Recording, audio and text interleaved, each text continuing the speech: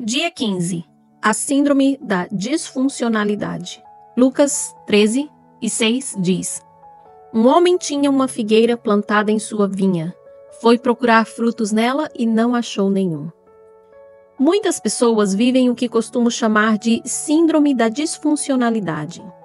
Caminham até determinado ponto e alcançam objetivos importantes, mas de tempos em tempos retornam à escata zero. Esse desempenho, aquém da capacidade do organismo, revela certo tipo de desajuste em relação ao propósito para o qual foram criadas.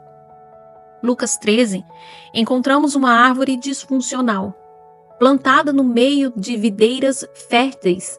A figueira não correspondia ao lugar onde fora plantada, nem aos frutos que deveria produzir. Talvez você esteja se sentindo como aquela figueira, solitária, frustrada por não produzir os frutos que deveria e pela sensação de não pertencer ao lugar em que está fincada. Não é difícil identificar uma pessoa disfuncional, porque algo nela é evidente: a ausência de frutos.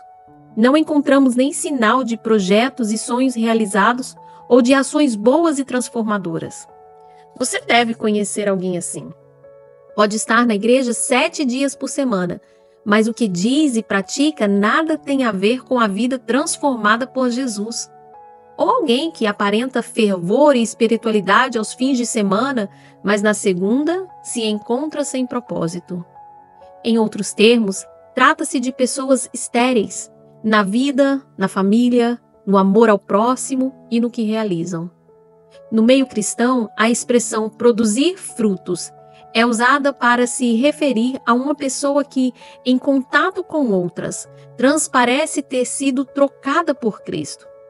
Em contrapartida, não frutificar ou produzir frutos ruins equivale a ser disfuncional.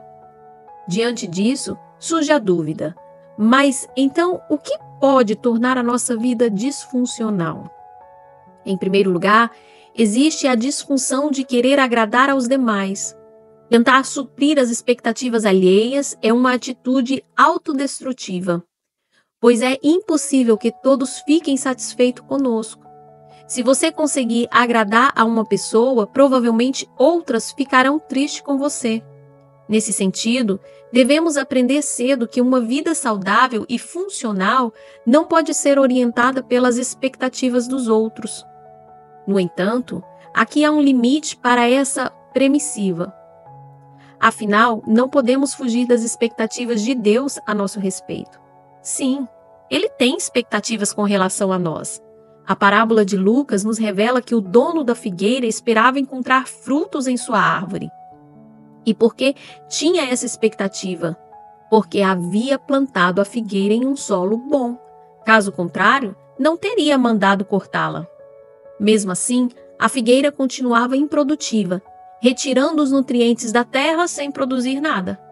Ora, se não produzia, então a lógica deveria ser dar lugar a outra árvore. Em segundo lugar, a disfunção pode ser uma consequência natural na vida de quem desconhece a própria identidade. Estávamos certa vez em um lugar público, quando a Vitória, minha filha, exclamou: "Como pode, no mundo inteiro, não ter uma pessoa igual à outra? Olhem só, são todas diferentes." Sim, é verdade. Até os gêmeos idênticos possuem suas diferenças. Se Deus se preocupou tanto com detalhes que caracterizam a nossa aparência física, não se interessaria por aquilo que nos distingue interiormente? Por isso, uma das maiores armas do inimigo é ofuscar a nossa identidade e evitar que tenhamos conhecimento de que somos amadas por Deus e chamadas para um propósito personalizado.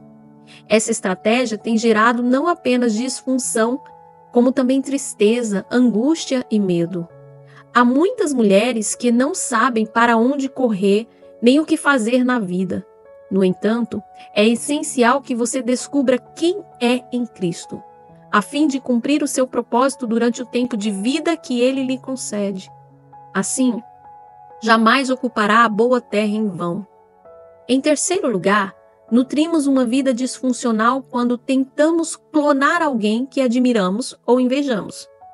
Tempos atrás, uma irmã da igreja me disse que havia tido uma revelação espiritual e que sua missão a partir dali seria entrar para o ministério de louvor e adoração. Você canta? Perguntei. Nunca cantei, foi a resposta. Você poderia cantar para mim agora, por favor? Pedi a ela. Assim que terminou, com muito amor comentei, querida, provavelmente não foi Deus que lhe disse isso. Em seguida, ministrei sobre ela algumas palavras acerca da identidade. Por certo, ela admirava o grupo de louvor e gostaria de fazer parte também, mas aquele não era o seu propósito. Agir com a motivação de replicar alguém é típico de disfunção de quem vive à sombra de outra pessoa. Por isso, aprenda a ser você mesma. Em quarto lugar, nós nos tornamos disfuncionais quando não agimos alinhadas com o nosso chamado. Quando isso acontece, desperdiçamos tempo e energia fazendo o que Deus não nos ordenou.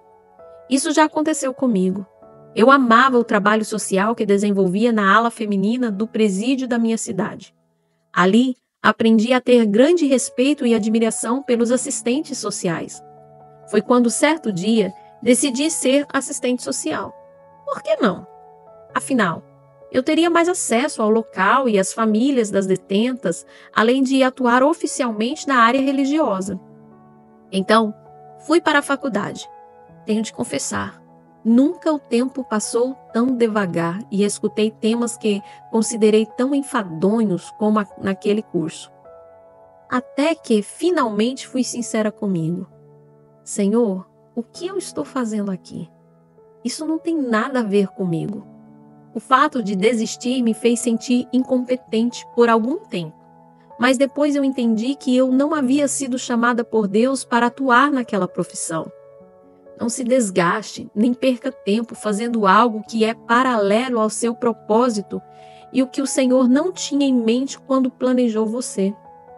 Nesse dia, mulher, compreenda que, para superar a disfunção, você tem de evitar a tentação de agradar a todos.